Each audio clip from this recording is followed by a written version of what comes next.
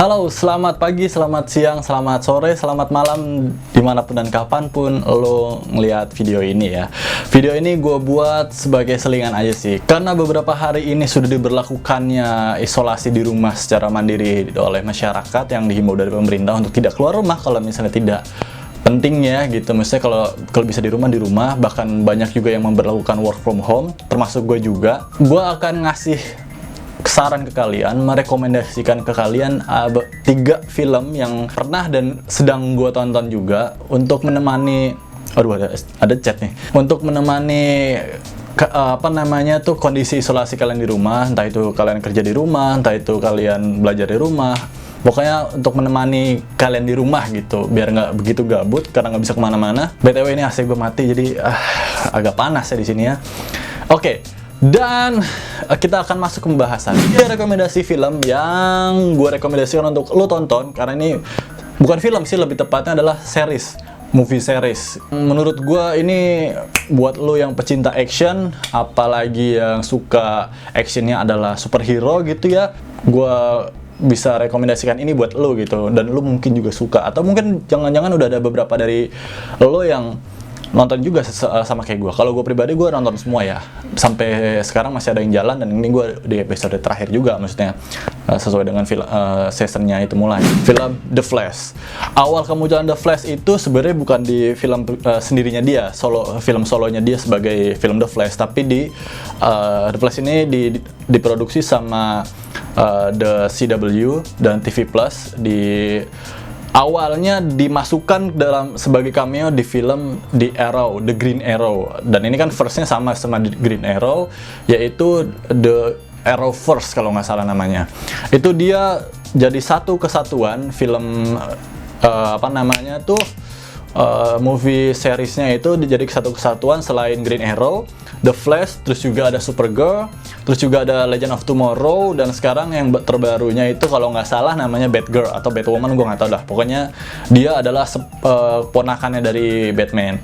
Ini adalah sisi lain yang mungkin lu nggak lihat di film-film DC yang lainnya, tapi menurut gua The Flash adalah salah satu cerita yang seru banget.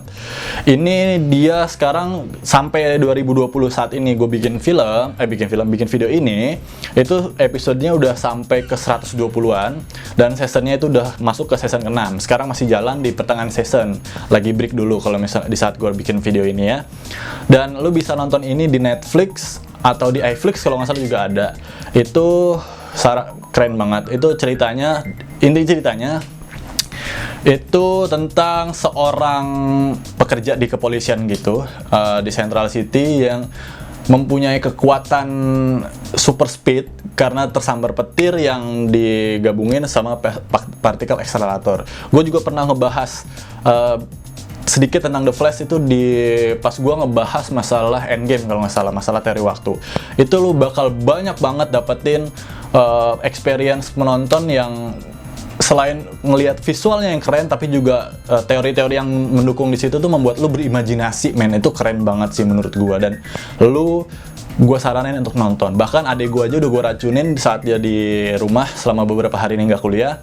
Kalau nggak kuliah dari rumah maksudnya, itu dia sedang nonton, dan dia sangat antusias cerita sama gue, nanya-nanya ke gue. Tapi gue bilang, wait, jangan, karena kalau misalnya The Flash lu di spoilerin, itu akan bingung, karena The Flash itu seperti puzzle, ada yang kesini, ada yang kesini ceritanya, ada yang kesini, dan itu benar-benar menurut gue sangat menarik, dan gue rekomendasiin untuk nonton. Ini pemeran utamanya yang sebagai The Flash, sebagai Barry Allen, adalah Grant Gustin ya.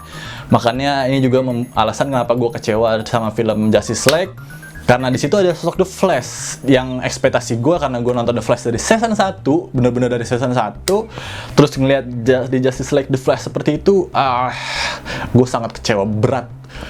Udah sangat kecewa berat lagi.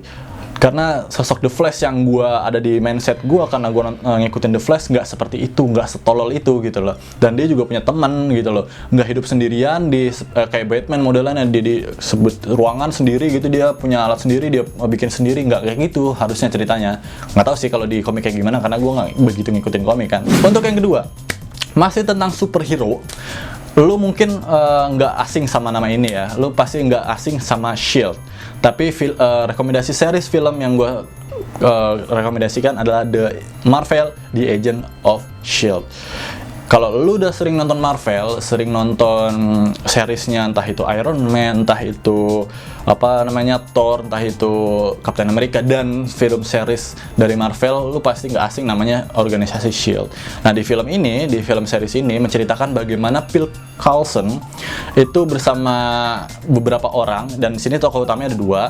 Sejauh ini ya, tokoh utama yang gue lihat ada dua yang paling menonjol di antara semuanya, itu adalah Phil Coulson. Siapa sih? Oh, yang diperankan oleh Clark siapa ya nama panjangnya? Gue lupa deh pokoknya. Namanya Clark sebagai Phil Coulson, sama Cole Bennett yang namanya. Itu jadi Daisy Johnson. Daisy Johnson ini pada akhirnya diceritakan sebagai metahuman yang nanti lu lebih gue saranin untuk nonton sendiri, menceritakan sisi lain bagaimana tim inti dari The Agent of Shield. Jadi kan The Agent of Shield itu kan di bawah komando Nick Fury ya kan. Nah, di sini salah satu kayak tim kerja gitu lah. Tim kerjanya ada yang dipimpin sama Phil Coulson, tim khususnya gitu lah. Nah, nanti di sini diceritakan bagaimana para agent dari Shield itu bertugas, dan diceritakan bagaimana Phil Coulson sama tim-timnya itu bekerja gitu. Dan ini juga banyak plot twist yang disajikan yang menurut gue ini sangat keren banget. Ini udah selesai, sejauh ini gue lihat udah selesai, ada 6 season, dan ini diproduksi oleh ABC atau American Broadcast Company kalau nggak salah ya. Itu gue saranin untuk lu tonton. Dan yang ketiga, ini kalau misalnya lu nggak begitu suka sama superhero, cerita-cerita fiktif yang bertema hero, gue merekomendasikan film ketiga ini, seri film ketiga, yaitu tentang berhubungan sama magic gitulah. Kalau lu suka nonton Harry Potter, atau misalnya suka nonton film-film yang ada bukan mistis ya, lebih ke arah kekuatan tapi dari sihir gitu ya, lu pasti, gue yakin pasti lu suka sama film-film yang model begini. Judulnya adalah The Magician. The Magician ini diangkat dari sebuah cerita dengan judul yang sama, The Magician, yang dikarang oleh Lev Grossman. Iya, bener nggak sih ngomongnya? Pokoknya ini cerita diangkat dari cerita The Magician yang dibuat oleh Lev Grossman, yang menceritakan tentang seorang pemuda yang bernama Quentin Coldwater, yang diperankan oleh, sebentar gue lihat dulu, Jason Ralph. Dan dia punya sahabat nih, namanya adalah Julia Wicker, yang diperankan oleh Stella Maeve. Ya itu, pokoknya itu. Dia ceritakan awalnya si Quentin Coldwater ini seperti ada gangguan psikologis gitu ya. Dia suka sama hal-hal yang berbau sama fantasi gitu. Dia suka sama Filori dan segala macamnya. Dan akhirnya dengan begitu rangkaian cerita yang dibuat, ternyata apa yang dia baca dari kecil, dia senangi itu ternyata nyata, dan akhirnya mereka menjadi seorang magician yang bisa merapalkan sihir-sihir. Ya pokoknya intinya cerita tentang itulah. Kalau misalnya lu nonton Narnia, lu akan juga nyambung sama hal ini. Itu juga keren banget alur ceritanya. Bahkan mereka gua nggak tahu nyebutnya apa, pokoknya mereka tuh mengelaborasi antara cerita fiktif sama cerita yang relate sama kehidupan manusia gitu. Di season berapa gitu mereka menceritakan juga korelasi antara sihir sama apa yang ada di dunia. Bahkan ada yang di season 5 apa 4 gitu, dia ada mengkorelasikan sama Santa Claus. Orang-orang bilang Santa Claus itu ada, dan mereka merelasikan itu gitu. Itu benar-benar keren dengan cerita yang out of the box. Selain fiksi yang bisa membuat kita berimajinasi kemana-mana, mereka membuat sebuah gerakan-gerakan yang bisa kita tuh kayak, kalau misalnya lu dulu pernah main Dragon Ball gitu kan, ada yang Kamehameha, kita jadi kayak ngikutin gitu. Nah, ini juga rapalan-rapalan sihirnya juga membuat kita tuh bisa berandai-andai gitu kalau misalnya kita bisa seperti itu juga. Tapi film ini gue rekomendasikan buat lo yang udah di umur mungkin 17 tahun ke atas ya, karena ada beberapa adegan yang menurut gue kurang layak kalau misalnya ditonton sama anak-anak kecil gitu. Karena ada adegan lu minuman keras lah, ada yang beradegan lu ngeganja lah, ada yang beradegan apa namanya, bahkan di having sex gitu sama lawan jenis, bahkan sama sesama jenis. Makanya ini nggak gue rekomendasikan untuk lu yang masih berusia di bawah 17 tahun, at least 21 tahun lah, karena di sini banyak minum-minum alkohol juga gitu. Siapapun lu sutradaranya, gue lupa nyari lagi sutradaranya siapa.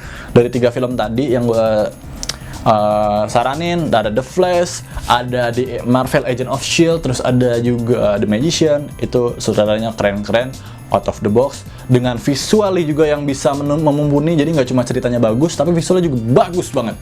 Itu. Dan mungkin itu aja sih yang bisa gua ceritain sejauh ini tentang rekomendasi film buat lo yang lagi work from home, study at from home, atau misalnya class from home, apapun namanya yang from home, yang daripada gabut di rumah mau ngapain bingung, gue saranin lu nonton 3, namatin deh kalau nggak 3 film ini. Sebenarnya ada satu nih, gue film cinta-cintaan Korea sih sebenarnya, lebih ke film Korea. Gue tuh dulu pernah nonton ada namanya Love Friend. Itu kalau nggak salah cuma 20 episode. Gue nggak begitu suka Korea-Koreaan, tapi pas gue nonton Love Friend itu keren men. Lu bisa tonton itu kalau misalnya lu sukanya film-film yang cinta-cintaan. Tapi itu film lama, bukan film baru, jadi ya terserah lu mau nonton apa enggak. Tapi gue menyarankan 3 itu karena gue pecinta film action, apalagi film imajinatif ya, film-film fiksi yang bisa membuat pikiran gue berimajinasi dan mengawang-awang ke arah kemana nih sutradaranya bakal memvisualkan ceritanya gitu. Dan itu saran gue keren. Oke, gitu aja. Nama gue Valen, dan sampai jumpa di video gue selanjutnya. Doakan dan komen kalau misalnya lo mau gue bikin video selalu seperti ini, karena lo lihat tampilan gue udah lumayan kan ya. Backdrop hitam, pakai lighting, pakai clip-onnya gue pernah bahas di video gue sebelumnya, ngebahas clip-on yang gue pakai sekarang. Semoga suaranya bagus. Oke, dadah.